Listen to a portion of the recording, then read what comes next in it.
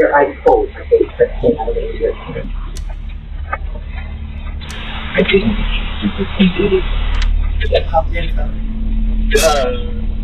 This is Marshall and his mother, Alicia. Just feet away, inside the trunk, lies the dead body of Marshall's girlfriend. He has cut her body up and plans to discard it in the remote mountains of the Sierra foothills. Over the next several weeks, a series of small mistakes in Marshall's cover-up would bring him face to face with local police and the FBI, watching detectives unknowingly walk past his murder scene and slowly discovering the monster he truly is. You got it where she may be. Brother, I'm gonna keep it a buck with you. I don't know. Have you guys thought about maybe she was trafficked? Yep. Ugly PD, come out with your hands up! It's approximately 6:30 p.m. in Antioch, California, when 24-year-old Alexis Gabe is seen at a Chevron gas station. While filling up her car, she receives a message from her boyfriend. "Are you still coming over?" She replies, "I can only come by for a bit." After paying, Alexis gets back on the road, and by 6:37 p.m., she's seen arriving at her boyfriend's house. He doesn't know it yet, but she's there to break up with him. A decision that will carry far greater consequences than she expects. 2 hours pass. Then Alexis's car is seen leaving Marshall's house, but something isn't right. The vehicle takes an unusual route, one Alexis never uses to get home, and just 12 minutes later, roughly 6 miles away, it pulls into a quiet residential neighborhood. A masked figure steps out of the car, noticeably larger than Alexis. Moments later, her phone pings, "Did you make it home?" And as the figure disappears into the distance, Alexis is never seen or heard from again. Sheriff's Department. File a missing person report. Is this a family member or friend?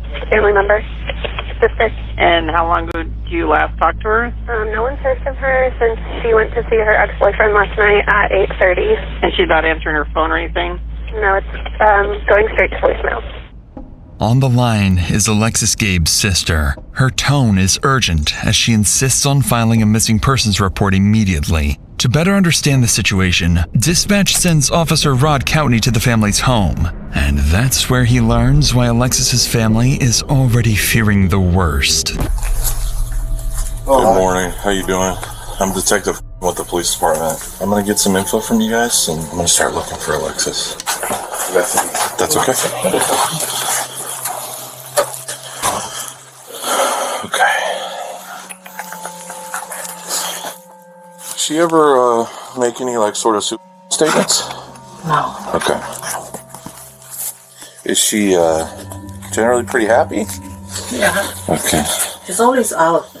Not every day. Always out? Yeah. Do you know where she goes a lot of the time? With her friend, E and Ria. She's with us yesterday too. Does she have any mental health issues? It's generally an antidepressant. Yeah, I know. That's what she said. That's why she's looking out for the doctor. She's seeing the doctor. Okay. When they have accident with her boyfriend, car accident. She said she have a chiropractor appointment. Who's her boyfriend? The one that we know is Marshall. Marshall. Jones, yeah. Okay. And then we just find out yesterday. The friend said Marshall threatening Alexis. If they gonna broke up, he's gonna kill or gonna kill Alexis. Oh, okay. And this is Marshall? Marshall. Yeah. Okay. Needless to say, the officer knows exactly who they need to speak with next. According to Alexis's mother, Marshall Jones is the boyfriend she went to see last. But even more troubling is her claim that he had threatened to harm himself or Alexis if they ever broke up. As Coutney wraps up his initial search, he relays the information to his sergeant. From there, requests are made for street CCTV footage, a real-time location warrant for her phone, and most urgently, another officer is dispatched to Marshall's address. Later that afternoon, the officer arrives at the house. Knowing Marshall is one of the last people to see Alexis alive, the officer expects to gather more information about her whereabouts. But he's about to get much more than that. But before we get to that, How y'all doing? Hey, is Marshall home? No. I'm in his house? Yes. Yeah. Okay. How y'all doing today? Okay. Y'all be safe. Be careful now, okay?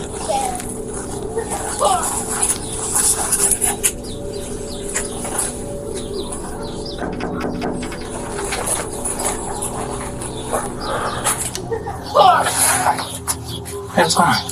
Hey, I'm here. You know Alexis? Yeah, I was gonna say, yeah. So, Gabe. I'm sorry, Gabe. Gabe. Yeah, no, her mom told me that she didn't come home. So yeah, because I spoke to her brother and friends, and they're concerned. I'm concerned too. When was the last time you spoke to her or saw her?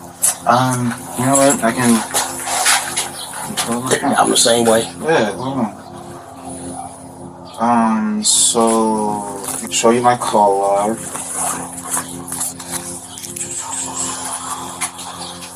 I talked to her throughout the day yesterday. Okay. I want to say 6:38 is when she told me that she was outside.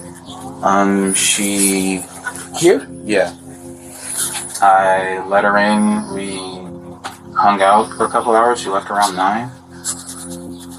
Did she say where she was going?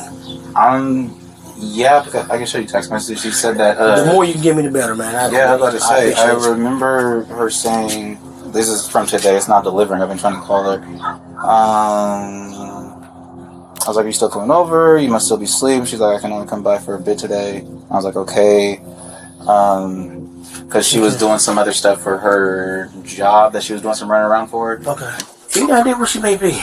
You know, brother, I'm going to keep it a buck with you. Mm-hmm. I honestly thought she went to go smoke with her friend Rhea when she left here. Maria. Oh, Maria. Yeah. Okay. I thought she went to go smoke with her because usually she won't tell me, you know, what she's doing until she's already doing it. Mm-hmm. So I thought she went there, but then when I kept on calling by like 11 and I wasn't getting anything. Okay. Did she seem out of sorts when she came over yesterday? Was she her normal self? Whatever that may be. Yeah, I mean, she came in, we hugged, we kissed, she watched me, do my little heist on GTA, playing my game and whatnot. I mean, we watched Family Guy. Okay. It was fine. When she left, did you see her? Did you see her leave? Yeah. And I say yeah because I opened the garage door and she left. So Okay. Also, she opened the garage door. Yeah. All right. At first glance, Marshall appears far more willing to help than Alexis's family hinted towards. But as he recounts his last encounter with Alexis, his demeanor is oddly detached, at times even attempting to make light of the situation. It's the kind of behavior that doesn't go unnoticed. But before wrapping up the interview, the officer would ask one of the strangest questions possible at a moment like this. Do you have a car? Because I want to be able to follow up with you. Yeah. How long you dating? Yeah. How long y'all been together? Like 3 going on 4 years. Okay. All right. And I showed you my call log, text message. You ain't got a strap down in the house like a slave or nothing? No, I don't. No, I know you have to ask. Yeah, because it's a serious situation. Yeah, exactly. And I appreciate you trying to make light of it, but no. Okay. I do not. All right.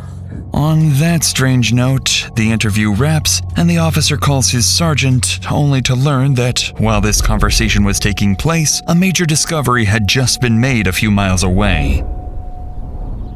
On a residential street in Antioch, Alexis's family comes across their daughter's car while organizing their own search and spreading the word on social media. Police are immediately informed of this discovery, and the car is towed and seized for forensic analysis. Inside the car, some troubling details quickly stand out. The keys are still in the ignition, the door is unlocked, and personal items are missing. After removing and analyzing the car's infotainment unit, investigators are able to track Alexis's precise movements before her disappearance. And just 12 minutes before the car was abandoned, it had been at Marshall's house, not her friend Maria's, as he had previously implied. These findings, along with the alleged death threat, prompt investigators to move Marshall from a person of interest to the primary suspect in Alexis's disappearance.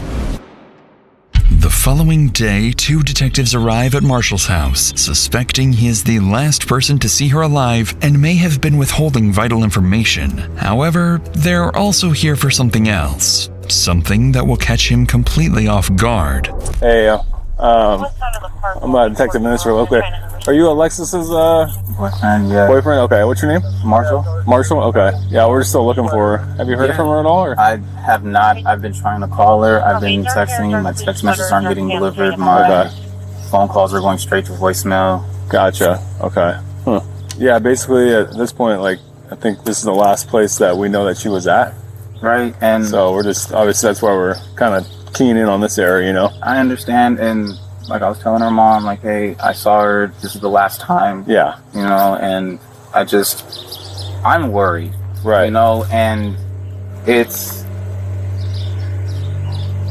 she's missing, and that just means that she's missing. It doesn't necessarily mean something happened to her, so I'm really trying not to let my mind wander. Her friends I'm not going to say they've been putting me under scrutiny, but they're making me feel like I did something and I didn't. Okay. Yeah, I mean, anytime and boyfriend, right? And that's what I'm saying. You know, everybody handles stress different, you know, and so we just want to rule everything out, anything weird to happen here. So, you know what I mean? Then we can move on to, hey, let's go look another area and see where she's at, you know? I understand. Are you cool if we go inside and look around real quick? It's not my house, it's my stepdad's, so, right. I mean, I could call him really fast and see. Yeah, that's fine. Go ahead. Clearly uncomfortable with the request, Marshall agrees to call his stepfather, the homeowner of the house. And as they wait for his approval, detectives would slowly begin to suspect there's something inside the house neither Marshall nor his stepfather wants them to find. Hey, Dad. Alexis went missing, and the police just want to go through the house really fast just to make sure that everything's fine. Is that okay? Okay. He said that one of you could go in, but he would like the other one to stay out here. No problem. Sure. You got a flashlight or anything? I don't. Yeah, me neither. You want to go in? Sure. All right. Hold that for me. All right. What's your dad's name? Leslie? Leslie, okay, and that's the one you were talking to on the phone? Yes. Alright, you said one of us would come in? Cool. Thanks, man. Do you want me to leave the door open? Yeah, that'd be great. Sure. I'll come around.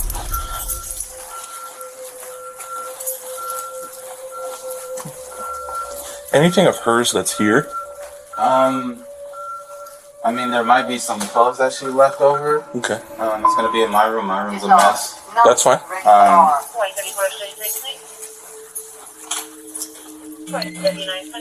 Cool. This your room? This is my room. I know. Like I said, it's a mess. It happens, bro. Yeah. You guys drink together, I'm assuming? Yeah, at the house. As the officer moves through the house, Marshall's room quickly stands out, left in complete disarray. And as he inspects the room further, little does he know, this very place holds subtle clues and will soon become a crime scene. Is there upstairs? It's just one story. Just one story. Thank you. Appreciate it. I'm sorry. You're good. And then this is other people's rooms? Yeah.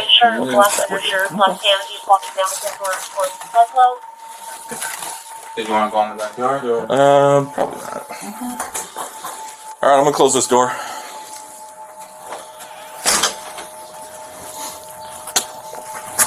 Nothing out of the ordinary. His room is an absolute mess. He does. Focusing on the mess, the officer overlooks the attic, a place hiding a terrifying secret. And it's no accident. Marshall has been guiding him through certain areas, carefully steering him away from others. But despite the search turning up nothing, officers aren't done with him just yet. There's something else they want to ask. No contact from her? None whatsoever. Okay. Phone's been off. You tried to call her, I'm assuming? Indeed. Okay. Do you mind hanging up with him real quick so we can... I'm going to ask you something. Would you be willing to give us your cell phone for a forensic download? Oh, yeah. Okay. So I'm able to do all that stuff. What's the forensic download again? It just shows me all the information on your phone for a certain period of time. Oh, okay. It shows like, hey, was this phone here the whole time? Oh, yeah, for stuff sure. like that. Okay, yeah, Okay. for sure. And then I would just have you sign like a consent form. Okay.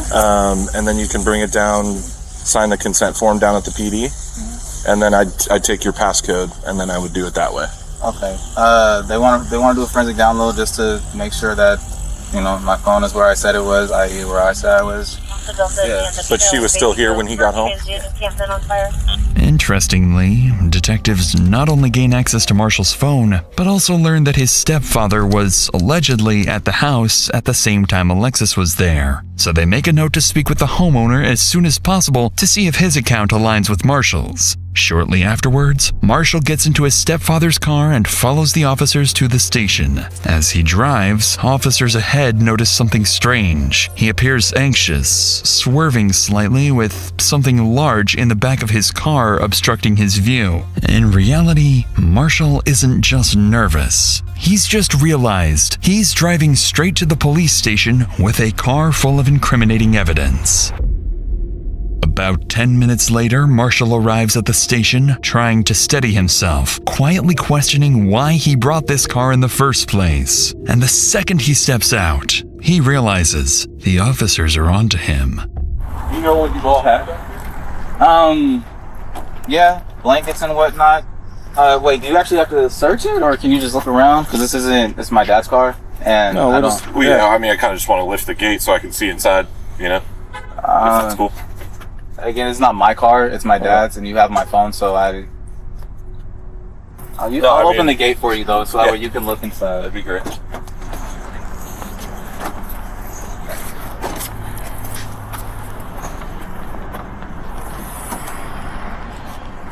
We went to the drive-in, so tried to get Rumi some water. I mean, you can look in the bag, that's our Philly cheesesteak. Any of this hers? No. Because we would like to collect a DNA sample from her, right? So we have a reference on file. So was she back here? Yeah. Like, I don't. So is any of this like? None of this is her. I don't know. Would you mind if we like took a blanket to test it? Or I would, because yeah. And does she normally sit up in the front seat? Yeah. Okay, let's start the photo. Oh, we're not. You don't want us to look under the blankets or what? She would like to look under the blankets. I don't want you to think I have a dead body or anything. No, I was just because you were being all. Yeah. Okay. So this is your stepdad or your real dad? My stepdad. Gotcha. All right, cool. Naturally, Marshall's unwillingness to show what's in the trunk immediately raises red flags for the officers. Once it's opened, they find multiple blankets, pillows, and food waste, with Marshall insisting that he and Alexis used the car as a bed at the drive-in. With suspicion mounting, they get Marshall to sign a consent form, download the data from his phone, and then return it to him. And as they let him go, detectives believe the contents of Marshall's phone may finally reveal what he's been hiding, unaware that this entire investigation is about to start going downhill. The next day, as investigators prepare to review the data from Marshall's phone, they notice the download process has failed, leaving them with nothing. Realizing Marshall's willingness to cooperate may already be reaching its limits, detectives decide not to push any further for now and instead turn their attention elsewhere. There's still one person they haven't spoken to yet. Marshall's stepfather, the homeowner who was allegedly inside the house the same night Alexis disappeared. If something happened to her that night, he may have witnessed it. With that in mind, they drive back to the house to speak with him, where they'll begin to suspect that not everyone wants them to discover the truth behind Alexis's disappearance. Hey, Mr. Clark. Hey, we're just trying to follow up on everything going on with Alexis. We haven't talked to you yet. Marshall had said that you were here when Alexis was here on Wednesday night. Did you see Alexis here on the 26th? Yeah, honest with you, I come If she's here, she's here. She's not. When I see her, I don't. You don't recall seeing her car here? No, I do not. And you don't remember seeing her talking to her that night? No, I didn't see her there that night. No Wednesday. How's Marshall holding up with all this? He's upset. No, for sure. I mean, just now finding out that his girlfriend's coming up missing. I mean, I found out yesterday with the note coming in, a flyer. Oh yeah, flyer and stuff. Saying that she's missing. I'm like, what the hell is going on? What was she like as just an everyday person? Like, she's good? Sweet. Yeah. I mean, she's just a good young lady. She never brought drama to your house or anything like that, or. What couples? I mean, aside from couple drama. Yeah. I mean, they never argued in front of me. But like, she never brought any outside BS to your house or anything like that. No. Is Marshall around? I know one of the detectives was trying to reach him and he hadn't returned his phone call. Marshall's not here. And I think he said he's gonna go talk to his mom. Me and his mom don't really, conversate like that. With this information, police now know where to look for Marshall next. His mother's house. What catches the officers off guard, however, is Leslie's refusal to confirm being with Marshall and Alexis the night she disappeared, directly contradicting what Marshall had previously told investigators. Now faced with more questions than answers, officers leave to figure out their next move. From this point forward, the investigation into Alexis's disappearance quietly begins to shift in a much darker direction.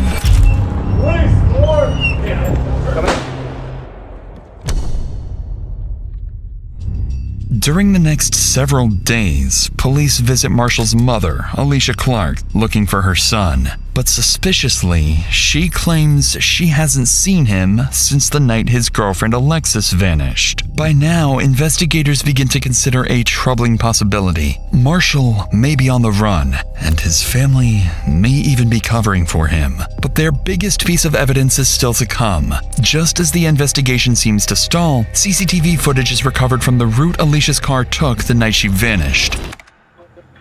For roughly 12 minutes, the car is seen speeding from Marshall's home to the residential area where it's eventually abandoned. A masked figure is seen stepping out of the car, noticeably larger than Alexis, with a more masculine build. As detectives begin tracking the figure's movements through nearby cameras, they watch it move calmly for over a mile until it arrives somewhere completely unexpected: Marshall's mother's house. This development makes investigators certain that the masked figure was none other than their prime suspect, Marshall. And with that, an emergency search warrant for his home is secured immediately. On February 1st, more than a dozen officers arrive at the house convinced there is far more inside than Marshall originally let them see.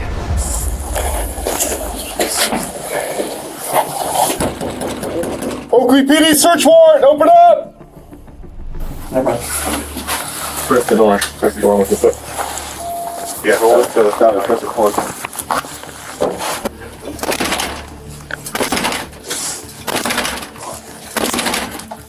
Yes, we need that pry. You got the pry? Pry bar? There you go. Oakley PD! Come out with your hands up! Hands up! Check the left, check the left. I got a door on the right. Check that door. Left's clear. Oakley PD, come out with your hands up! Search warrant!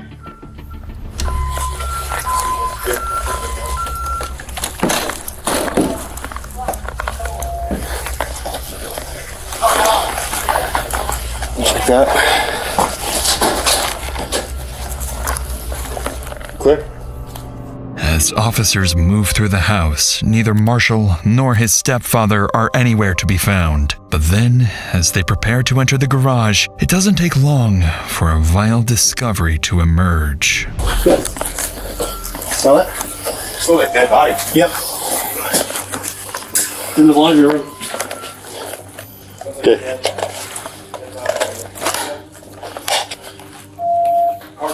Yeah. I just looked up on this one. Right here, yeah? Yeah, right in here. I got a big whiff. Yep.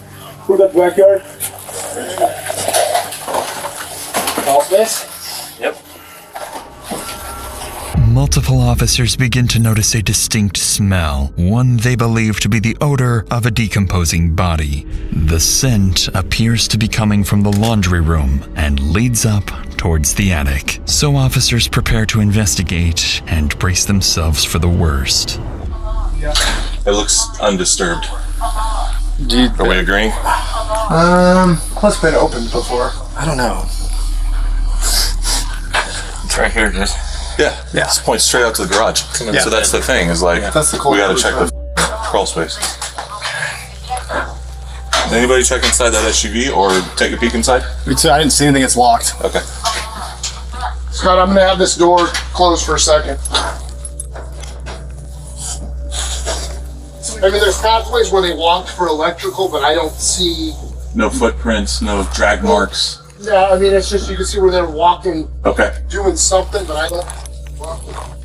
Hey, they said they could smell something right where you're at, Logan. Like there's a vent. It's coming from the vent, kind of. Yeah. Once we hit this area and start walking to the garage, is where I smelt it. Does it look like blood and hair? Yeah. You see? Black hair. Look it.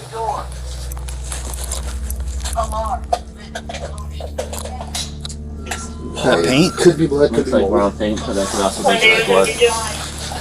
Alright, let's This flops. let's clear out. After following the scent, officers come up empty-handed, but they do uncover what appears to be dried blood.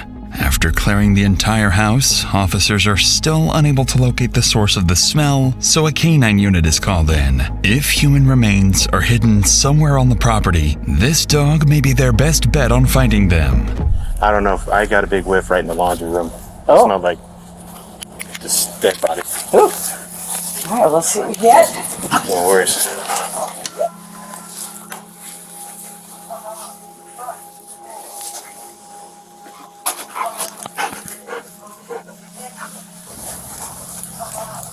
That's not good.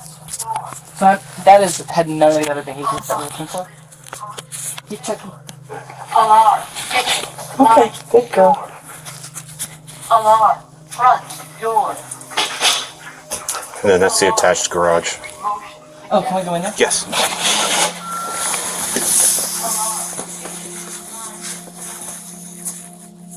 Okay, good girl. Did you guys leave that or did? Oh, I don't know. We didn't bring that in. That's fine. You saw her go up the wall here? Mm-hmm. Yeah. So it's just checking odor. As I said, you've worked canine, so we didn't get final. And that was the kind of thing where it's like, I have some weird odor, but it's not all of her behaviors, which was more what we had there. And of course, you and I both know there could be, you could have vacuumed up a tissue that had a bloody nose. Yeah. And that could be. Okay, good girl. You want your 20? It's not saying that you're 20. Huh? All right, that's all we got. Somewhat surprisingly, the handler isn't fully convinced the dog has detected human remains. However, several indications suggest it has picked up on something suspicious, as it repeatedly returns to Marshall's room, sits in one spot while staring at its handler, and most alarmingly, begins clawing at the wall, a sign the odor may be coming from the attic. But even after multiple additional searches, and with more canine units brought in, officers are left with troubling yet inconclusive results. Small traces of blood, the presence of bleach and other cleaning supplies, and a missing shower curtain. Following these discoveries, officers secure the scene and begin working to obtain real-time location data for Marshall's phone, now fully suspecting they have a homicide on their hands. Over the next several weeks, officers are seemingly no closer to finding Marshall. Neither his mother nor his stepfather appear willing to cooperate any further. But every time the investigation seems like it's losing momentum, Alexis Gabe's family keeps pushing forward, pressuring police to find their daughter and bring her justice. That pressure soon begins to pay off when investigators finally obtain a real-time location warrant for Marshall's phone and discover he's moved to Vacaville, California, roughly an hour and a half from his home. After a quick check, they find out exactly where that location leads: his sister's house. So officers quickly head to her address, hoping to find Marshall there. What's your name? Ariana. Ariana. I'm James. Nice to meet you. Nice to meet you. Obviously, you know why we're here, right? I do. when he got here, he was off. While he was here, that's when I saw the first flyer for Alexis. And that's when I started putting the pieces together, what could be. I said, get your shit. Tomorrow you gotta be gone. I want nothing to do with this. And his gun was underneath. I lost my shit. What was their relationship like between Alexis and Marshall? So it got toxic over the last year and a half. He was a lot more torn up about them breaking up than about her being missing. I will say that, irrefutably. Looking back on it, my brother does have sociopath and narcissistic tendencies about himself. Your mom and Marshall are close, right? Yes. Do you think that she's helped him out in any way? Will she get in trouble? I hope not. I mean, I hope in the end of all this, she'll be as cooperative as you are. Because ultimately, your brother made the choice that he made, yes. Right? So do you think he went to Vegas? No. I believe this is the number that he's using. If you guys want to take it, that's fine. Most worryingly for officers, Ariana seems to suspect someone else may be helping Marshall evade police. However, Ariana also gives them something significant, Marshall's new phone number. So after wrapping up the interview, investigators move quickly to track his location. This is when they discover that Marshall's phone is pinging all the way back to his mother, Alicia Clark's house. Up to this point, Alicia has been telling police she doesn't know where Marshall is. Now, detectives begin to suspect she's lying and may even be actively hiding from police. Over the next few hours, police secure an emergency search warrant for Alicia's house. Officers rush to the location knowing full well Marshall could disappear again at any moment. But little do they know, the lead they're following is actually a setup. Ugly police search warrant, come to the door! Hello? Sorry I was late. That's okay. Let's open the door for me. Thank you. Alright, ma'am, come Step on out, out, please. Autistic daughter that sleep upstairs. We understand. Is she okay up there? She's okay. Are you able to wake her up and bring her out here for a minute while we service this warrant? I'm not actually. Let me see what I can do. Anybody else inside? After escorting Alicia and her daughter outside, officers move in to search the house, but they find no one else inside. They do, however, spot a working camera outside the home, one they immediately begin trying to obtain a warrant for. Despite Marshall's absence, the forensics team insists that his phone is still actively pinging inside the house. By now, investigators know something isn't adding up, so they prepare to question Alicia, starting with the very reason they're here in the first place. Where's the best place? Nice backyard. Talk to me. What's going on? So we're obviously here for a reason, and there's a couple of reasons. We're here for Marshall's phone.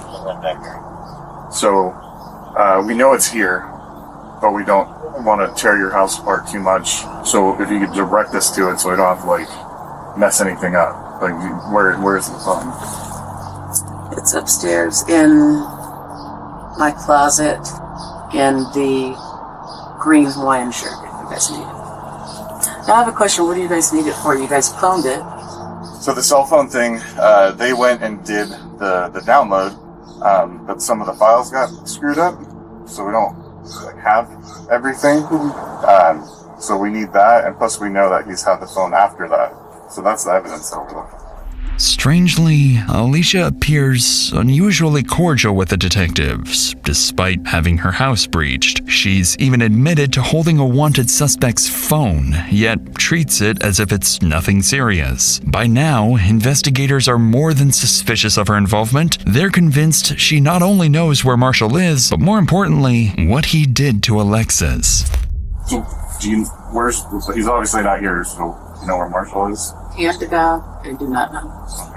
I do not know. I've intentionally told him, do not tell me where you are. It's just the situation. I don't want to know. So you're distancing yourself? Oh God, no, not. Oh, okay. Not at all. I just know this isn't who we are. I mean.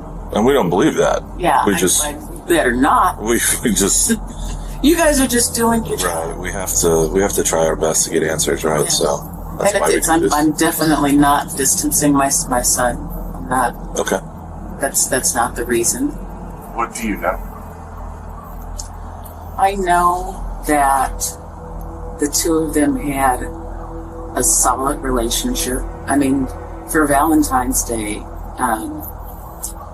he wanted to get her an edible arrangement. I couldn't afford it.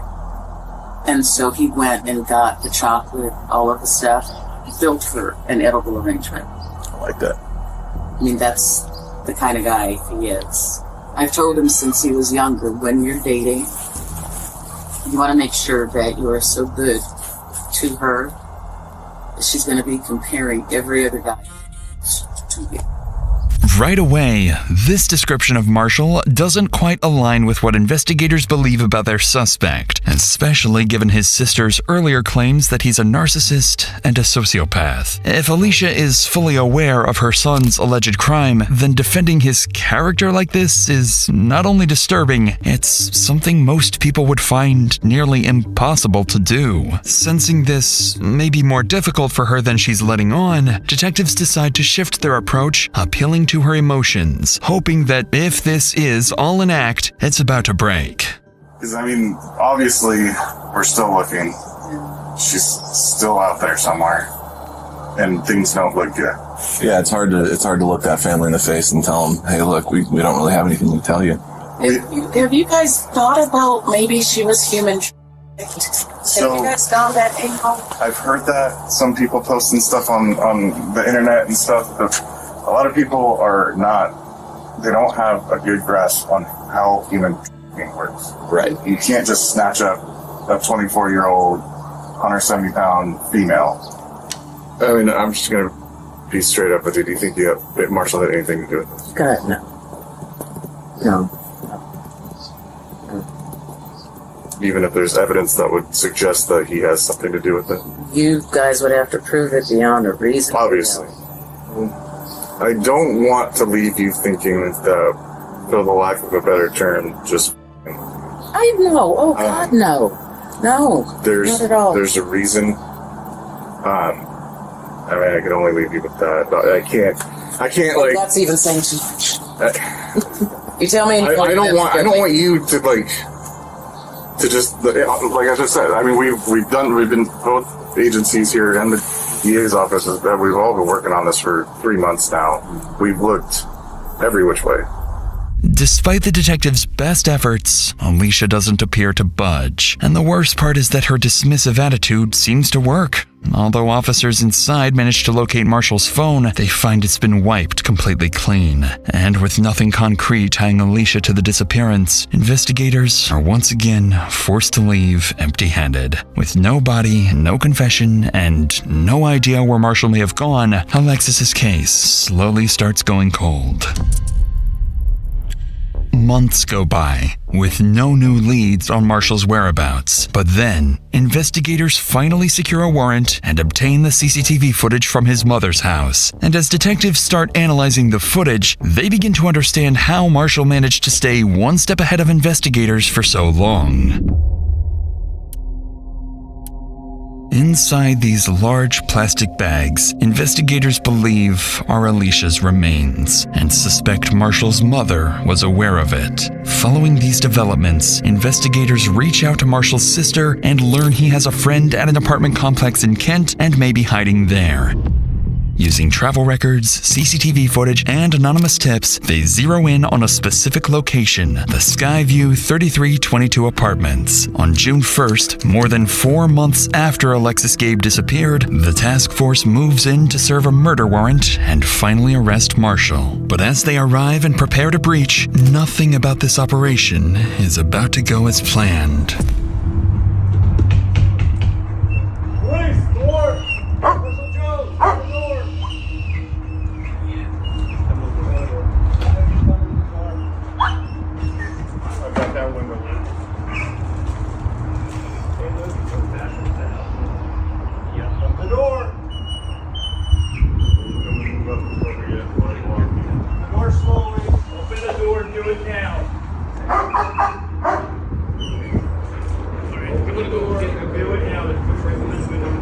John? Come out.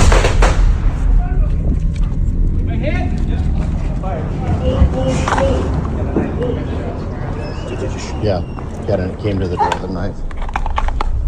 After emerging with a kitchen knife, Marshall is shot multiple times by 3 officers. Despite immediate medical aid, he is pronounced dead at the scene.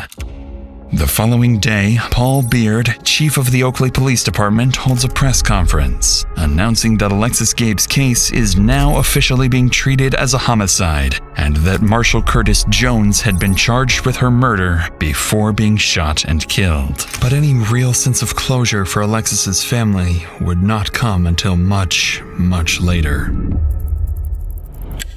On November 3rd, while metal detecting near Jackson Road in Plymouth, a local resident discovers what he believes to be human remains and immediately calls 911. When officers arrive, they're left speechless. Scattered across the mountains are the remains of a young woman. A forensic odontologist is brought in and, using dental records, confirms the remains are those of Alexis Gabe.